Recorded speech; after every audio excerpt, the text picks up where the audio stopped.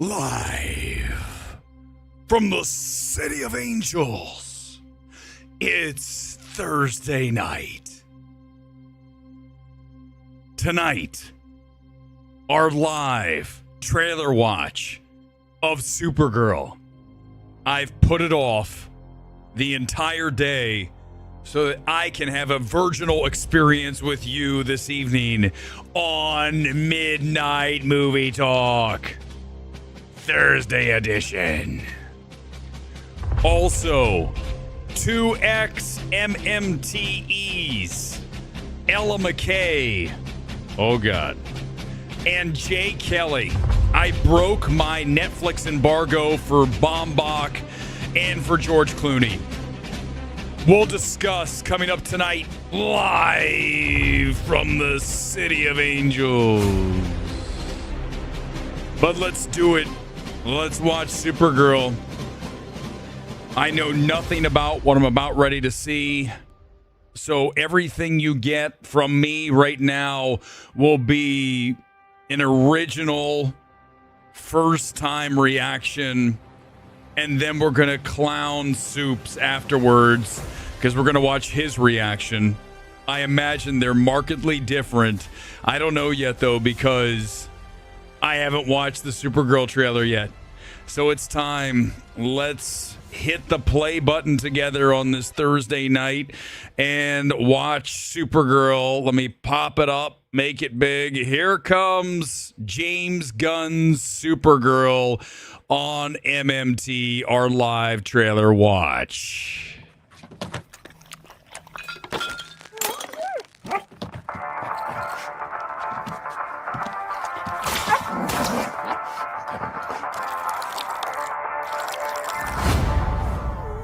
I'm having flashbacks of Babylon with the elephant pissing on the audience. You managed to get most of it on the paper this time.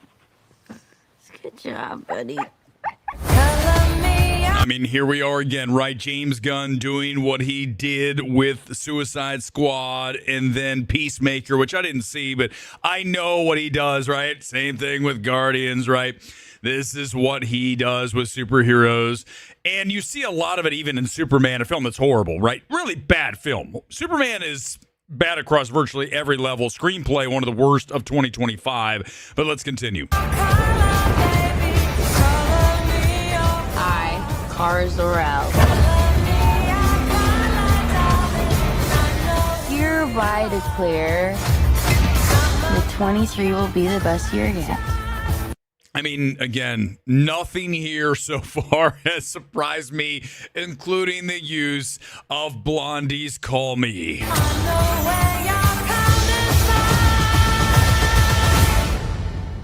Let's be honest, babe, it's not a very high bar to clear. And you know how I feel about Supermutt. I am so over Supermutt. I didn't know any of you were still alive. What was it like to lose everything in a day? Okay, so just quickly, Gillespie's directing this, which I was under the assumption that Gunn was. This is news to me. Again, first time I'm watching this. Craig Gillespie rocks. He has put forth a lot of really cool films. Go back to I, Tonya. You look at what he did with the Dalmatians remix, right? Cruella. You look at what he brings to the table. He has an energy, a spark. So I am definitely intrigued with his involvement here. Her son didn't die in a day. The gods are not that kind.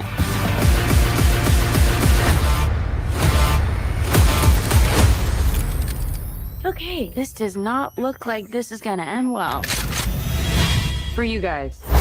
I mean, right, she is the female Star-Lord with a drinking problem.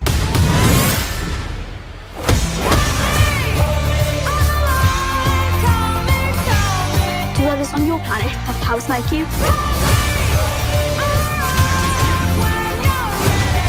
No, it's a pretty small group of two.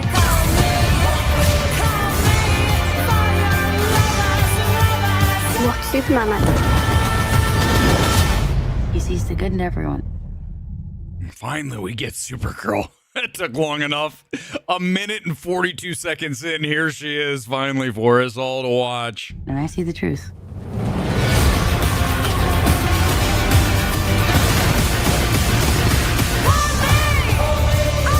Okay, I need that last second quip. What's it gonna be here? Come on. Don't disappoint. That's it? There's no last second quip? That's a fail right there in and of itself on this Thursday. Pretty much what I expected to see out of this. I swear to you, I have not watched this before the second. I waited. I know it debuted this morning here in Los Angeles, like 9 o'clock. Like, I gotta wait. Not that I care. It's like, listen, this is not a movie that I'm like, oh my God, I can't wait to see Supergirl. Remember our boy Luis Fernando, who put that big, bold prediction that Supergirl would end up making more money than maybe Spider-Man, the next one? What? That's the space that I have to inhabit. I've got to be in a space with clowns like that, right? But I'm the bad guy. Wimmer's the guy. Oh my God, he's so toxic. And you have a guy who has no fucking clue what he's talking about, and he's perceived as Mr. Brilliant because that's the world of film. Why does it look like they stole Rebel Moon's set? You know what, All Elite? I kid you not. I had the exact same thought. This looks exactly like Rebel Moon, which was not a very good film. I never even saw 2, right? I went down to the Egyptian to see Rebel Moon, Zack Snyder's Rebel Moon, and was thoroughly underwhelmed with that film. And now it looks like exactly we have a remake of Rebel Moon. So, listen, I mean, there's no surprises here whatsoever. In fact, Supergirl looks like a younger version of James Gunn's hot girlfriend. He's got a type, right? Let's not get into the tweets and the types that he has, okay? Let's not do that. The tweets that got him canceled, that's a whole nother type, and I don't want to do that here tonight, because I want to stay on a very positive, uplifting kind of buoyancy here this evening before I have to savage Ella McKay, a film that I just wasted an hour and 55 minutes of my life enduring so that you don't have to. Other thoughts here on this trailer, which, listen, again, nothing surprising except for the fact that I learned that Craig Gillespie's directing it, not Gunn. I thought that Gunn was doing it. I try not to get too far ahead of the game. I just want to know, like, the moment I walk in, what am I getting into? I don't want to be, like, all educated years ahead, because then I get anticipation and or expectation. Now I have more expectations for Supergirl than I had before with Gillespie's involvement. 100% guaranteed soundtrack will make more money than the movie, right? And Gillespie has done that with his films. He's very talented at weaving songs into his work, like Gunn. And listen, as much as I kind of drag Gunn here tonight and have in the past, I tell you, one of Marvel's best films is Guardians 1. It is maybe number 2 on my list behind Endgame. It's right there. Infinity War, Guardians, Endgame. You're talking about 3 of the best right there. And he is a singular directorial talent, for better or worse. James Gunn gunnifies films. And if you don't want it to be gunnified, then you are in trouble, because you're going to get max wattage everything. And either that's going to work for you or it's not. And for Guardians, it really worked. I think we've had diminishing returns over the years with James Gunn, and I just drag Superman. It will be one of the worst films of 2025 when we get to that stream coming up here later this month, early next month, and we count down the 10 worst films, and then we'll do an entire 10 best films, and that will be how we close out 2025. Zero originality. We've seen this before, Kuzma, but I mean, you knew that going in, right? Listen, again, the only thing that gives me hope here is Gillespie versus Gunn. Visually, Gillespie can get it done. Edit-wise, he's got that down. He's got just the snappiness to his work. So we'll see, but you will still have James Gunn perched on his shoulders saying, do this, do that. And we've seen how many times this superhero trope I am a damaged human being, and yet I still have to save the world. Go back to Hancock. I actually liked Hancock. Obviously a Deadpool. And then you throw in Suicide Squad and certainly the remake, the Gunn remake.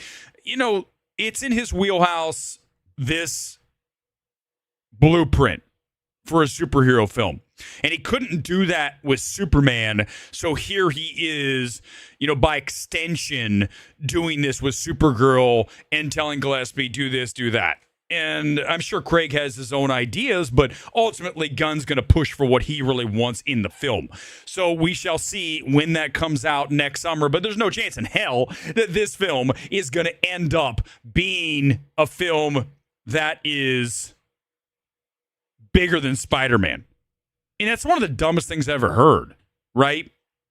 That's the thing, is in this film space, I've got to listen to people like Luis Fernando tell me that Supergirl's going to be lucky to get to 400 million worldwide. Lucky. The way movies are going lately, I mean, that's the issue, is that you have to have a great superhero film, as we are right around the corner from getting Doomsday, a teaser. We need to have great films, or we're not going to be able to get back where we need to be if you expect this to ever be a huge deal, you know, down the road like it was back pre-Endgame. Right. I am looking through my messages. I'm trying to find Soup's reaction, because apparently Soup's had some kind of really crazy reaction to this. So let me see if I can find it. Someone sent it to me. Here it is. I got it. Oh, God. Here we go, guys. Get ready. This is, okay, you just watched what I did. Okay, right? This was live. This was just, you know, spur of the moment kind of thing. Now we're going to watch one of the biggest clowns in the entire universe, not just in the film space. In the entire, name a clown, Bozo, any clown, any famous clown, Pennywise. Name a goofball clown, Pennywise maybe not so much that, but still a clown nonetheless. And I would argue that Soups is a bigger clown. Here he is. Let's watch as he has a bunch of other nerds hanging out with him, a bunch of guys who definitely look like they need hookers. And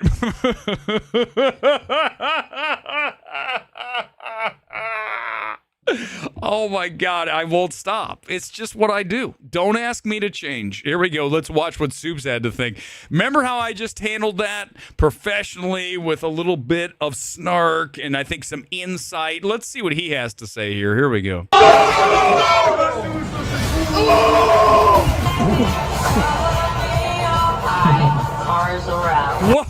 Why are they screaming? What is happening here? She's so cute already. Your ride is clear. The 23 will be the best year yet. They're all thinking, man, I wish I could get laid by that Supergirl. It's not going to happen, guys, for any one of the four of you here that I see pictured. Let's be honest, babe. It's not a very high bar. They're not even doing anything. I stopped and gave you really solid, insightful commentary. They're just sitting there staring at a screen. That's boring. But yet Soups has 1 billion followers and all kinds of tie-ins with the studios because he's a fucking shill. But Weber, no, he's the toxic son of a bitch, not Soups, the guy who literally is a shill for every studio in this town. Clear. They're not going to even stop and say anything about Gillespie, like seriously, because he doesn't know what he's talking about. He's so dumb. The four of these combined IQ of the room right here is roughly 98. Oh, what is that? What was it like to lose everything in the day? See, they're like screaming, like, "Oh my God!" It's not like, dude, why is this? Like, why are you so freaking out about something on a screen? Like, it's from the comic book. It's comic book accurate. Oh my God!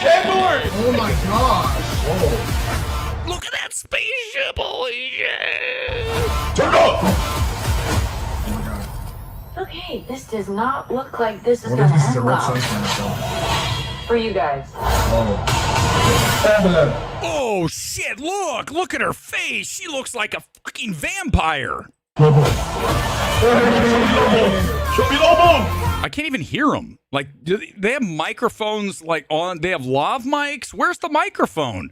Is it the bottom of the floor? Where's you got to talk into a microphone? I can't even hear anything. Not that it matters because they're not saying anything that matters. Do you understand your planet has powers like you? No, it's a pretty small group of two. Oh man, that's a crashing spaceship. Holy shit. Oh! Look at his face. Can you guys see this? Sorry, I had it too small. Can you see his face? He's already got a Supergirl shirt, of course, because Warner Brothers sent it to him. He's a shill for the studio. He's probably on Warner Brothers' payroll. And yet Weber's the bad guy. Fuck all y'all who say that. Go fuck yourselves.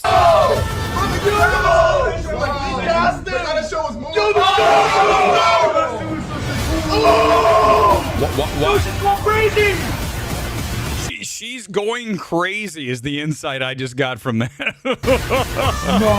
No. Oh. No, she needs the shield on the back, bro.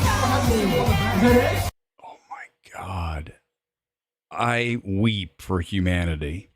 I do. I really do. Lobo got them squirting in their pants. Luis, I just saw Luis at AMC 16 moments ago. We were walking down the 17,000 flights of stairs there, and I will get a beer with you next time I see. This is just, I'm telling you what, dude, this looks, what I'm watching.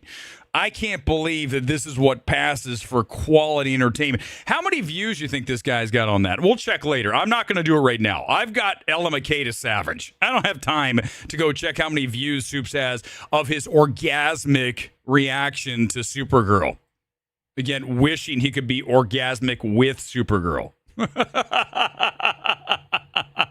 Yes, you're watching a weird channel. Just deal. It's time for the MMTE of Ella McKay. I was going to hold this for a second, but after sitting through Ella McKay, I can tell you that I cannot hold back. It's time. Here's 30 seconds of James L. Brooks. He's back, and he's got a really bad film. Here comes the MMTE of Ella McKay. Go. Meet Ella McKay. Her job is a dream, Would you like to hear about my favorite community health program? God, no. but her family is a nightmare. Did you cheat on mom? Not really. From writer-director James L. Brooks comes a comedy about finding yourself Lord, I know I can make people's lives better. without losing your mind. You can use a scream. Tremendous feeling. Ella McKay. Wow, right? You're like, why did you sit through this? Because I was told it was a throwback to when movies were simpler and gentler and beautiful, or whatever the fuck they were saying about this movie. Yeah, it's a throwback of garbage. But before I get into why it's so awful, I do want to give a thumbs up to Albert Brooks. We need to see him more, okay? He should have been nominated /won for Drive, one of the best turns of heel that we've ever seen in any movie. Jamie Lee Curtis always elevates everything she's in. She's fun. And also, I like this Emma Mackey. I don't know if I've seen her in much. She looks like a version of Margot Robbie twisted with Rachel Zegler. I know that's the weirdest combination, but if you've seen the film or even watched the trailer again, don't watch the movie, just the trailer. Look at her. She looks like a hybrid of those two actresses. Very odd. But she's likable here. The issue is everything here is cringy. The screenplay is straight up awful. And it ends up being this really embarrassing film because it starts off as Ella McKay is going to be the new governor of the mystery state. I don't think they ever say what state. And her transition into office with her loser husband and her aunt And her dad, Woody Harrelson's in this, and he's a schmuck. He's a womanizer. So it talks about her life and how she was raised, and then she's now the governor at 34 years old. The movie's set in 2008. And let me tell you this movie would suck in 2008, 1998, 1988, 1978, 68, 58, 48, keep going all the way back to 1798. This film is awful, and I really wanted to leave. There's a whole subplot with her brother, who apparently is having an awful life.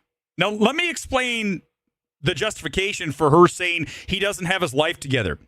He runs a gambling site, and he gets paid $2 million a year. She even says, you make $2 million a year, and yet his life isn't together. What? You make $2 million a year? What do you want, Ella McKay? What do you want from this kid? So what if he doesn't go outside? He's making $2 million a year. Leave him the fuck alone.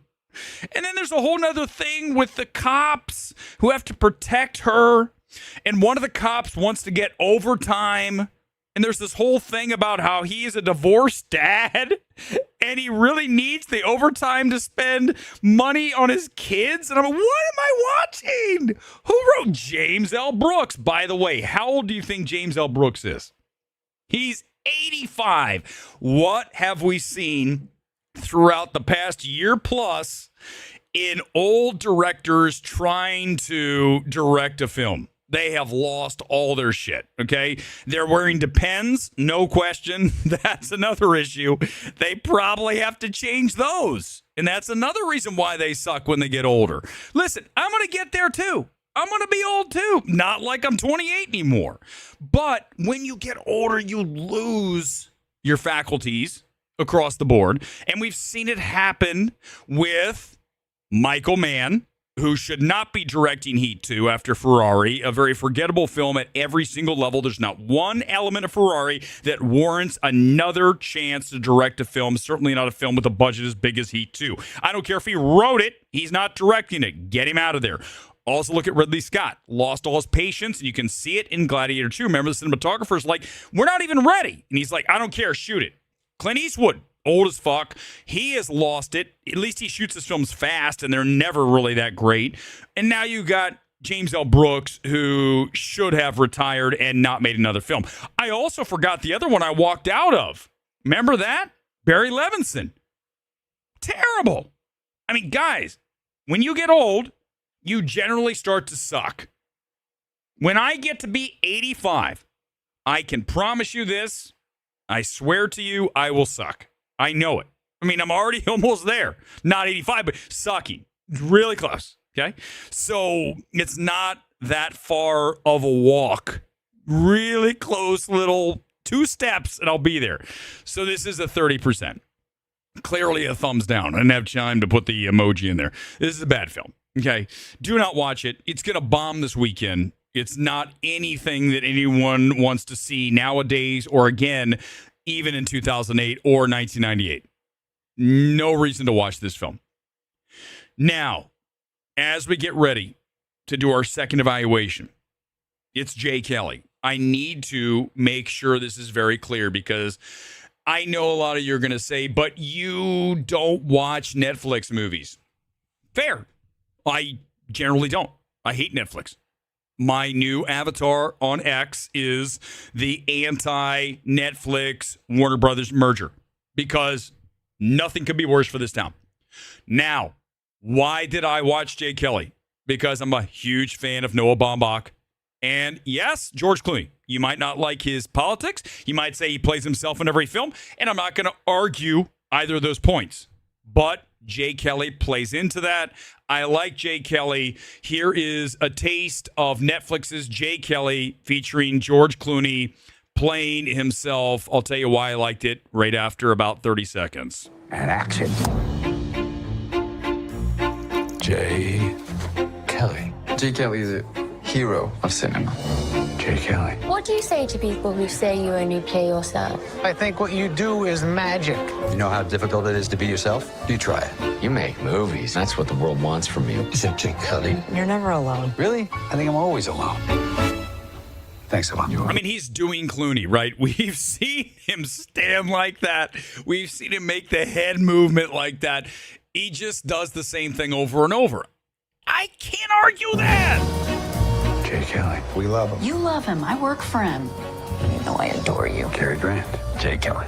And he's playing himself, right? This old school movie star who's still hanging on at 60 years old in just like George Clooney at 60, I would assume. I mean, the movie is basically written for him as Jay Kelly being George Clooney, right? And now it's available for you to stream at home. Why do you think I watched it? I didn't pay to watch it. I can tell you that. Netflix. I didn't pay you a penny to watch this film, but I am going to recommend it because let's start with George Clooney. He's a movie star. He has been solid in virtually everything he's in. And yet again here in Jay Kelly, he is just that. He's just the affable, likable, which is affable. And he's just feels like a comfortable pair of slippers, right? We all have either a pair of slippers or that night shirt, whatever it may be that you put on and you're just like, this just feels cozy. I've had this forever. That's George Clooney. And in this film that really has nothing offensive in it, there's nothing that's offensive in it, nothing you're going to say, well, I just am unhappy that I watched this film. You are going to generally enjoy what you are immersed in here, along with Adam Sandler, who plays his assistant. So both of those work. Now, I liked this film a lot when it started. But then you start to see the cracks of where this film goes a little bit wrong. It's an overbusy screenplay. There are too many characters, too many scenarios, too much you're trying to get done. And what happens when you have an overextended, overstuffed screenplay? You end up with an overlong runtime. 2 hours and 12 minutes. There's no way in hell this film should ever come in over 150. That is the max time limit. At that point, it's going to black if I am a studio head. I'm saying we're done at 150. And here's how you do it. You got to get rid of characters. You've got to get rid of scenes. There's a scene where Jay Kelly, Clooney, is chasing a purse snatcher off a train in the middle of France. And I'm like, why are we doing this? This is absurd. And the scene goes on and on and on. And he's chasing him through the field. And then finally he gets the guy. And it turns out the guy's just having a manic episode. He's a good guy. He's just a cyclist. I'm like, what? What are we doing? Baumbach has shown propensity to lose his mind in the middle/end of films. And let me pull it back to a film that I love. Okay, you asked me my favorite Baumbach film. It's hard for me not to say Mistress America. And I know that's not the obvious pick. A lot of you are going to go a million different ways than that. But as much as I love Mistress America and the moments and the lines in that film, when we go to get her cats back in Connecticut, the film goes off the deep end. And I think that's what we see here when we get to some of that train stuff, some of these extra characters that don't need to be in the film. The daughter that's just a little too heavy here. You can pare that back. He's got two daughters. Give me one. Don't give me two. He's trying to do so much in this screenplay, and it needs to be whittled down. The Hollywood Connection's great. I mean, listen, any film that deals with this town and acting and producing and making movies, well, here we are. It's Jay Kelly. So that's going to have a soft spot in my heart. Same thing with Sentimental Value, right? I didn't expect that film to have the Hollywood Connection. It does. If you have not seen that film, highly recommend Sentimental Value. It's out now.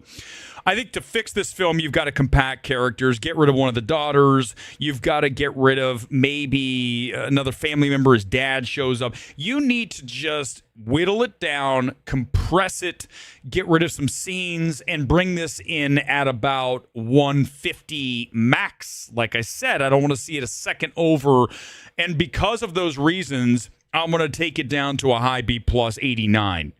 Which is still a solid grade. You know, it's not going to end up on my best films of the year, but it is enjoyable, and I just wish it were tighter focused and didn't have as much crap going on in it.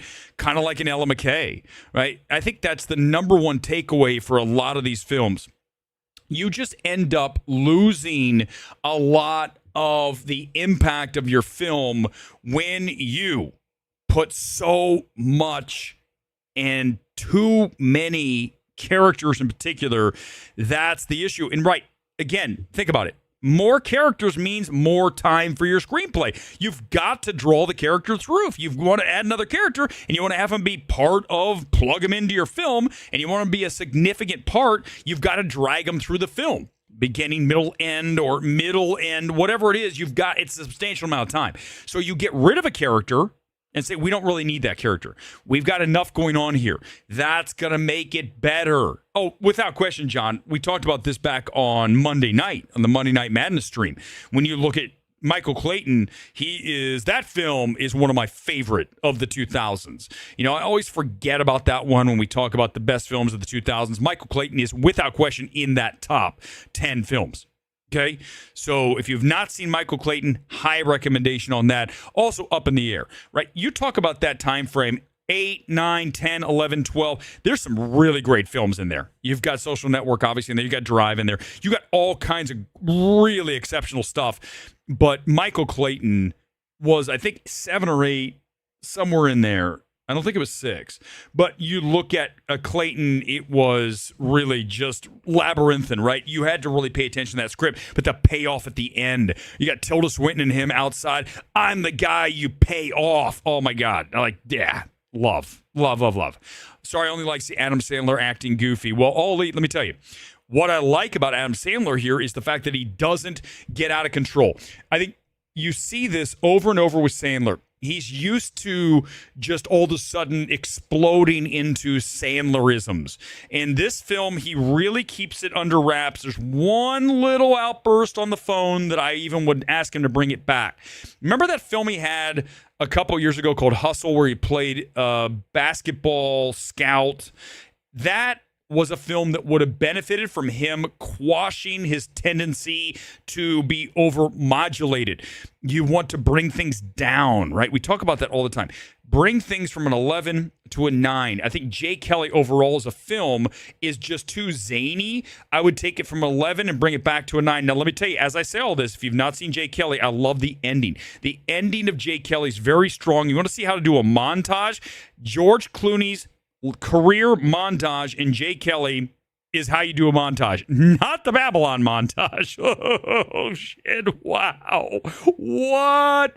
Damien Chazelle was snorting so much fucking coke when he made that movie. There's no other way to explain what you see on screen when you watch Babylon. You're not going to get that from your boys at Ringer. Biggest frauds on the planet. Ringer. Fucking joke. But yeah, no, right? You guys have seen. If you haven't seen Babylon, go watch that. Go watch that montage at the end. You tell me that's good. I saw it. It was all right. I like the actors. A medium movie. Listen, again, I think it could be more impactful, more weightful, more emotional if it would just dial back the screwball nature of a lot of these scenes. And, you know, Baumbach can do that, but he just has this urge to want to push it. And it's the same note. Every time that I have a note for a director, it is to dial down, dial back. It is not to push forward.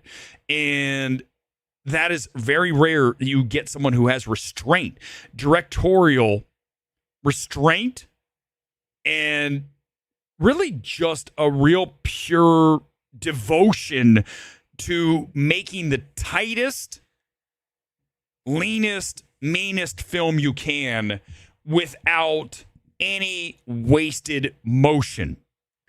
And nowadays, most directors cannot stop themselves from going too far. They just don't have the restraint. You got to have it. The discipline to say, this doesn't need to be here. Get rid of it. I know we shot it for like a month, but that whole scene needs to go. I think that's a thing we talk about all the time. When you do something, you're building something. In this case, you're building a movie, making a movie. And you spend a significant amount of time writing something, shooting something. It's got to be hard to say, we don't need this in here. But you've got to say to yourself, all that matters is making the best possible film. So if what you shot brings that answer to, is this the best possible film, closer to no, then you need to get rid of it. It needs to be just completely removed. But most directors don't have that. They at least need somebody that will tell them, listen, man, don't do it. Because if you do, it's going to be bad for your film. Okay, I want to talk about, let me get this right here. Amanda Seyfried, she was talking about the whole Charlie Kirk thing. I just want to mention it tonight because I'd probably forget it on Sunday because I know it's a big thing going on right now. Let's talk about what she had to say about Charlie Kirk, because here's the thing, man. Listen, I didn't listen to Charlie Kirk. I don't know Charlie Kirk. But I can tell you this, that I don't believe what she's saying here after listening to a significant amount after he passed. I listened to more Charlie Kirk than I did, obviously, pre, because we all did. But this whole thing, listen, let me just say this. I don't even care that she is not going to apologize for what she said, that he said hateful things. Okay, I'm not going to even, here's what I'm going to tell you, is that I just don't want my actress or actor or director or anybody that is involved with a film to be talking shit about something that is going to piss off a portion of the audience. She has a film coming out this Christmas called Housemaid, along with Testament of Anne Lee, but that's not going to be a big film. Housemaid could be her and Sydney Sweeney. It comes out in the Christmas corridor. Now you've just created for all the right wing, right? All those folks out there, the Ben Shapiros of the world and the Matt Walshes and on and on. Okay. Now you've given them fuel when everyone forgot what you said about Charlie Kirk. Now you're doubling down saying, I'm not going to change my mind. It is what it is. Well, you're hurting your film. But that's the thing, is these actors just cannot shut their fucking mouths. You're not a podcast host. You're not. You gotta know that what you're doing is acting. If we want to know what you think about politics, I'll get it from you on a podcast, but that's not your job. If I'm an agent or a manager, I'm saying, don't even go on a podcast you're going to talk about politics. Don't do it. I'm allowed. I can do whatever I want. I hammer DEI all the time here because I'm not fronting a $200 million film. Now, I think that would actually work, fronting a $200 million film, because I've already told you guys about DEI and how I believe that it's garbage policy and that you value everyone the same, whether they are raised literally on the streets or in a mansion in Bel Air. Everyone has the exact same rights on this planet. And you don't get a leg up because you came from a bad background. You don't get a leg up because you came from the Ivy League school. Now, granted, that's probably going to help. But, right, we don't value people because the color of their skin or their sex or their sexuality or whether they're male or female or trans. It doesn't matter. What matters is, are you worthy? And that's why DEI is a garbage policy. It's one of the worst things ever. And DEI destroys things. There's no question about that. If you're going to start hiring for people that are not the best at what they do, and you're going to check a box, you are asking for trouble. I pray that when you watch MMT here, you don't watch, look, there's a white guy. Who cares? It doesn't matter. What should matter is what I'm saying. Does this guy know what he's talking about? Is he entertaining enough? These things, not It's a white guy. It's a black guy. It's a gay guy. Who gives a shit? What are we doing? I wish we had more people to talk like that, right? I really do. But we don't, because Hollywood's too afraid to say that stuff. Maybe it'll balance it out because right-wing people want to see Sweeney. Yeah, that's true. Friendly Bob is a great point. You got Sweeney bringing up the good genes on the right, and you've got Seyfried saying, listen, I'm not going to apologize for Charlie Kirk. But, right, you just don't want any kind of bad publicity like that. Anything that can turn into a talking point for one side to use against your film, because your film, what matters most is you get butts in seats. And as we saw with Rachel Zegler being completely unlikable, politics was a part of that for sure. But just overall, just her general persona, just that didn't help for obviously Snow White or for anything that she's in. It just doesn't it behooves you zero to be so opinionated as an actor. I said that about Pedro Pascal. I'll say that about a right wing. Okay. It doesn't matter. Talk about Carreño. It doesn't matter. Whatever it is, you're an actor. If you want to do a show like MMT, if you want to do a podcast, whatever it is, then you can do that, because I am not promoting a $200 million movie. Thank you, Steve, for the super sticker. I really appreciate it. And also, I owe some super chats for that one on Sunday that was it cheated on Monday night with the Golden Globes. We already had the answer. What are your predictions? We already have it. So come on in. Anything you have, I will give those to you free, because that was cheating. But right. So I just don't want to see my stars talking shit. I just want them to shut up. Okay. Talk about your movie. Talk about something fun. Go back to how the Tonight Show was. Talk about a goofy story with Jay or with Johnny or with David Letterman. God knows I don't watch anything beyond those guys. But when you look at current Hollywood, these actors just can't shut their mouth. So it'd be the same advice if you're a right wing. It's not a left wing right wing thing. It is a just shut your mouth thing, right? Completely different. Okay. We got a bunch of stuff coming up on Sunday that I want to save. It's either going to be Sunday or Monday. I haven't decided yet. Listen, from now on, the Sunday night show is either going to be Sunday or Monday. I'm going to do one or the other, okay? So some weeks it'll be Monday, some weeks it'll be Sunday. It'll be the Sunday Evening Spectacular or the Monday Night Madness. It's one or the other, okay? But there's a whole bunch of stuff that I got to talk to. Can I just quickly touch on this? I just, because it's Freddy's going on, and this kind of, I had a tweet going on yesterday about this. Let's just talk about Josh Hutcherson for a second. This is going to be short and sweet. Josh Hutcherson is so uninteresting as an actor. There's nothing that Josh Hutcherson brings to the table that interests me. And I know I sound like Quentin Tarantino. The difference is that I'm not a famous director who's worked with all these stars. Josh Hutcherson's like, I had a hard time getting a job after Hunger Games, even though the movie was huge. Well, first of all, let's talk about the negatives with you, Josh Hutcherson. Can we just be honest? You're very short, okay? Listen, I'm sorry. This is what I do, okay? If you don't like it, you hit the button. There's an eject button right around there. Hit it. I don't care. This is what I do. Josh Hutcherson's very short. Okay, that is very unforgiving over the long haul. Now you're going to say Tom Holland. Tom Holland's a better looking kid than Josh Hutcherson. Josh Hutcherson's not even a good looking kid. Okay, let's just lay all the cards on the table. Ready? Let's throw them all out. Here it is. What do you got?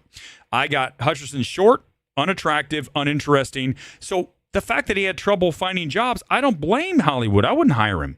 He's terrible in Freddy. Every time he's on screen, Freddy gets worse. If you recast him with someone with even a modicum of charisma, you'd be talking about a much better film than both Freddy and Freddy 2, okay? But because you've got Hutcherson, who's literally a drag, right? He's like an anchor. Okay, everything about this guy is an anchor. I've never seen him do anything that really is exciting, okay? But, right, so not a particularly good-looking kid, short, no charisma. What are we talking about? These are three just death blows, okay? So what are we talking about, Josh? So, listen, and the reason I brought this up is he's like, I didn't work. Well, I'm trying to explain to Josh, because you don't bring anything to the table, bro. What do you want me to say? I know this sounds like I'm doing Quentin Tarantino, but I'm just saying we have to have honest conversations. I'm not sitting here. I will tell you all day, okay? about an actor or actress, what they bring to the table. Dude, if you wanted me to like kill a job, and I mean kill in a good way, I would be an amazing agent and I would destroy as a studio head. These are the two things that I would be able to do really, really well. Because as an agent, I'd be ruthless and I would only take clients that I totally believe in and I would push them into the right projects. And two, as a studio head, I would only make great films and I'd say, we're getting rid of this, that, and the other. We would absolutely memory hole Ella McKay. It would never be released. I would say this film is, we're not releasing it. It's Batgirl, right? Ella McKay's never coming out.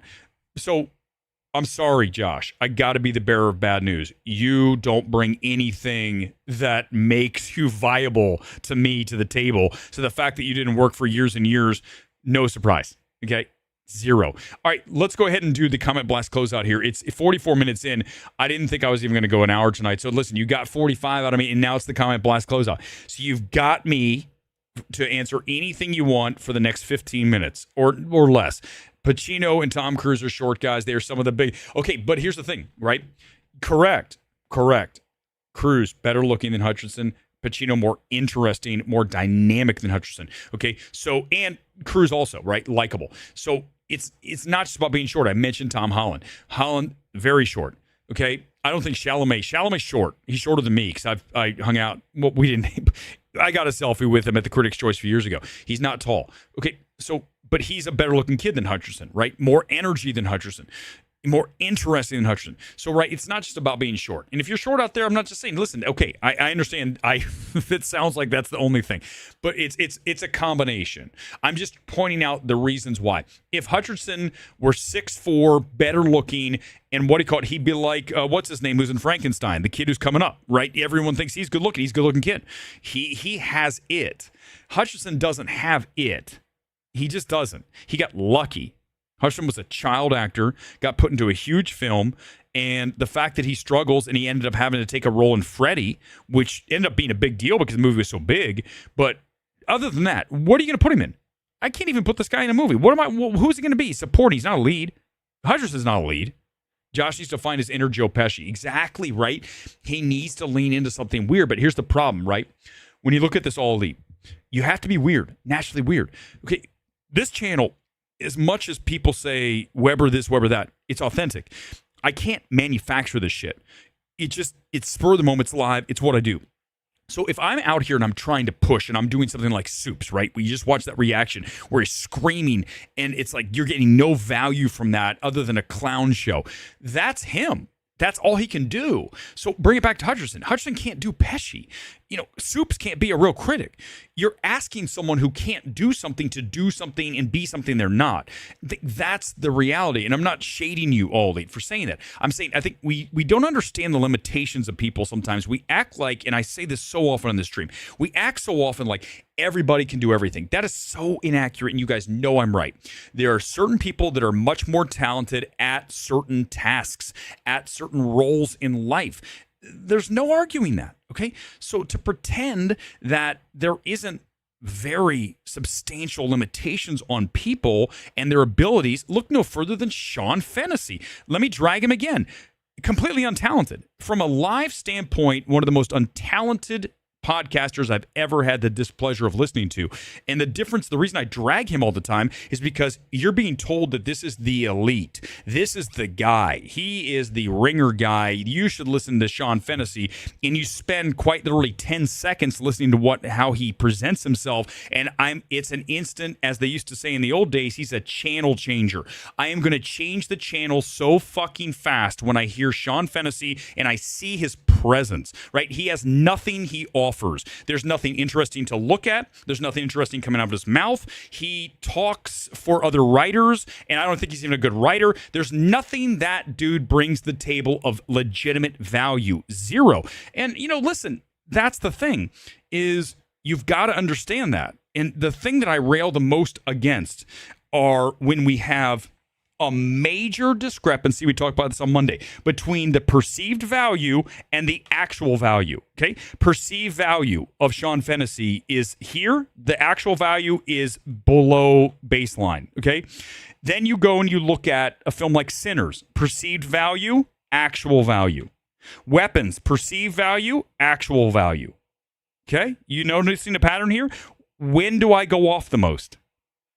This is when I have this discrepancy, okay? And that's the issue.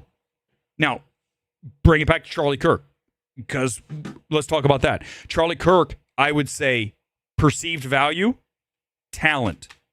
Whether you like what he had to say or not, they are equal. If not, they're matched. That's what you're looking for. Now, that's just reality. Whether you like what he had to say or not, Charlie Kirk was very good at what he did. Very good. Okay? So you have to be able to, and this is what makes us the number one best evaluator of film in the entire universe. You have to be able to be objective even with people you do not like. Even with people you don't agree with. You have to be able to. Perfect example. Go back and look at Poor Things, Yorgos Lanthimos, a film that I dragged endlessly, mercilessly, just destroyed that film. I turned around, watched Kinds of Kindness, and I gave it a recommendation. And then I just said Begonias' best of the three films. You have to be able to throw it out and be objective now. Now, okay? And most people can't be. If Sean Fennessy ever shows me something of talent, I will tell you it's never going to happen. But if it does, I will say it's there. Do you understand? Because that's who I am. That's how I'm built. Taron Egerton, okay, another shorter guy. I met him at the gym. I have a selfie with him on my Twitter page. Go look for it. Taron Egerton, buffer, better looking guy. He is. Taron Egerton's more interesting as an actor too. He's got more of a visceral, just something about him. You know, even when you see him in person, he's just got a persona. Josh Hutcherson, if I saw him in person, I'm like, who's that? I already forgot him. Right? There's nothing interesting about Josh Hutcherson. Nothing. Sorry. It is what it is. If this is more brutal than Paul Dano, I don't care. I'm not Quentin Tarantino. I'm allowed to do this. I'll drag anybody. I'll drag any actor. It's not like I'm just picking on Hutcherson. We've dragged other actors all the time. Okay? We've talked about it. But I just think it's, you know, I have no problem discussing these things because I think it's fair. You know? I mean, let's talk about other things. You talk about this on Sunday or Monday. But you talk about there's some actresses that get portrayed as being hot and they're not hot. And there's a problem, right? We've seen that. In fact, that's a whole stream where you have you're being told this is a sex object and you're like, she's not attractive. Like that happens a lot. Okay. So you have to, you got to be honest. You got to be honest. And I think that, that's the thing that people get angry with the anti-woke shit, right? The anti-woke shit gets people furious because they see an agenda. They say this is not really what the essence of beauty is. And I understand beauty is subjective. I totally get it. But I think we can all agree across the board, I think it's fair to say that Sydney Sweeney's pretty hot. It's fair. I think it's fair. Okay, here's what I'll say. You know this is fair. Sydney Sweeney appeals to a wide swath of the male audience and female too, probably. Okay, so, right? When we start talking about, an individual unique beauty, then we're just squeezing that box. But I think Sweeney, well, I would argue is kind of generic on the big screen, right? Not exceptional in Christie. I think her best work's probably that CIA film that she did for HBO. That was a streaming thing. But you look at, right, the percentage of the pie that finds this person attractive. Sydney Sweeney would be a big portion of the pie. Ella McKay or Mickey 17? I mean, Ella McKay is shorter. Mickey 17's hell on earth. Just absolute sheer torture. Mickey 17 will be one of the worst films of the year. Ella McKay will be one of the worst films of the year. 28 years later, without question, one of the worst films of the year. We've got a bunch. This has been a bad year. And I'm going to try to pick the films that maybe you don't expect. I might even put Sinners on there. I mean, I do not like Sinners. I think Sinners is a bad film. Listen, if you ask me to rank Weapons, Sinners, and One Battle, when you talk about overrated films of the year, they're all Warner Brothers films. One Battle's the best of those films. Still hellaciously overrated. I gave it a C, okay? Then you go to a Weapons, probably about the same grade. There's some interesting stuff there, but overall, and I would have Sinners definitely last. Sinners, tonally, and from a screenplay perspective is I would argue bad.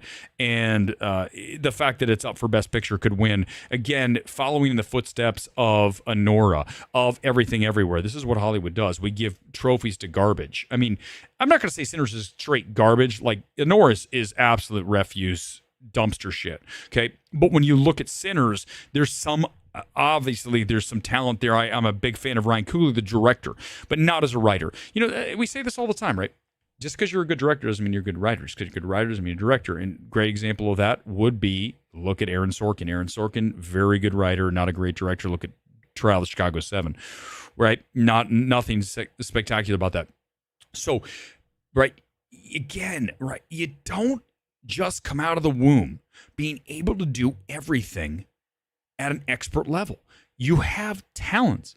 Writing and directing are two different talents. Tarantino might be one of the best that's able to combine those, okay? But in general, you really want to have, look at Social Network, director Fincher, writer Sorkin, right? They're both at the apex of what they do. So that's what you want. If Sinners wasn't directed by Ryan Coogler, Gone Girl, I mean, listen, let's be honest. I mean, listen. There's absolutely a level of pushing that film because of the racial component of it. There's no question. None. Don't listen. If you don't like what I have to say, too bad. I'm right. I'm 100% right. And you guys know I'm right about that. So let's not pretend that that's not the case, because that's absurd. Okay. So yes, that bugs me. I just talked about how DEI should never enter into the equation. It just isn't even a factor. I have never walked into a film and then walked out of a film and said, this film is great because of representation. This film is great because of, and that goes for white, black, Latino, anything. It just doesn't matter. Is the film great at what it's trying to do? Does it deliver on its intended message? This has nothing to do with representation and crap like that, and that whole mentality is broken, man. It just is. I'm never, and I'll proudly wear that badge. I'll walk around with a sign that says "fuck that shit." I'm done. I'm not doing that shit ever. I don't want any. Just don't do that. Can you imagine? Let me just ask you a question. You find out that you got a job, and you're like, man, they love me. They think I'm great. You hired me because I'm white? Like, at night, you have a job, you're happy about that. But at night, you sit there and you say to yourself, oh, man, I got hired because I was white. It's pretty fucked up. I don't want to feel like that. I want to feel like I earned it, okay? I've never been handed anything in my life. Everything I've received, I've worked for. And that's the mentality you want. I think so many people really want that leg up. How can I get an advantage? Of course you want the advantage. Do you deserve the advantage? Have you earned the advantage? If you haven't, then what are we doing? Okay? And that's why DEI's got to go. It's gone. I told you guys, first thing, Sinners, I saw that virtue signaling. No question. There's no question. There's no question that's what's happening. None. Here's the funny thing is, to pretend otherwise, you are telling me you're a liar. You're 100% just screaming to me, you lie to yourself, you're delusional, and you won't ever admit the truth. It's 100% part of the equation, a big part of the equation, because it's not a great film. It's just not. I mean, I can't even believe, after sitting through Sinners early this year, and now as we approach Oscar season and you're seeing it, win, not everything. It's not winning. One battle is. Same thing, one battle, hilariously overrated, but at least a better film than Sinners. So at least I think the better of the two overrated films is winning. So at least there's that, but still, I'd be pissed. Don't hire me. Exactly. Okay, so Sid, okay, I didn't even know you were black, okay? And it doesn't matter to me, but exactly. Right? Because what should matter is, do I have it? Do I bring the skill to the table that's needed to get this done? Not, is the color of my skin right for this position? Do we have enough of this person, these people? It's pathetic. It's just really sad. All right, other comments, and we're out of here. We're at 58. I can't believe we went to an hour. I said we wouldn't even, by the way, tonight, I want some love for the Player Fit Kit. This is, of course, you guys know Crystal Palace. You better know that. Crystal Palace, and you can see why. Why are we wearing this tonight? Because of Supergirl. It's my Superman/Supergirl thing, okay? It fits nice and tight. You can see it here. We've got a Premier League patch there.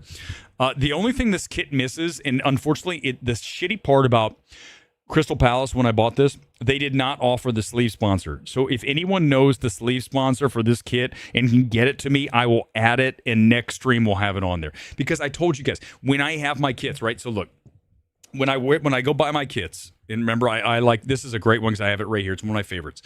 Bayern Munich, and this is the authentic player edition. Now, first of all, a couple things. Player edition right here, you can see there's a little triangle here that shows you that's player. But no, look, so when I bought this had nothing on the sleeve. I added the patch. This is Bundesliga. Okay, so this is the champions of the German league. Then also I ordered the sleeve sponsor and I put that on myself with a heat press. So now this is officially ready to go out on the field. This is the field version of this kit. And let me tell you, I've said it before. I listen, I really should be sponsored by Adidas and AMC and all this. I mean, we're a niche Riddler from Batman's show, but when you look at this, when you buy this, the fabric and the fit, if you're in shape, I'm going to make sure you need it, because if not, your belly's going to show, okay, because this is going to be tight. When you wear this, you'll be like, this is what I'm going to wear for the rest of my life. This is one of the best feeling kits ever. It's called Heat Ready.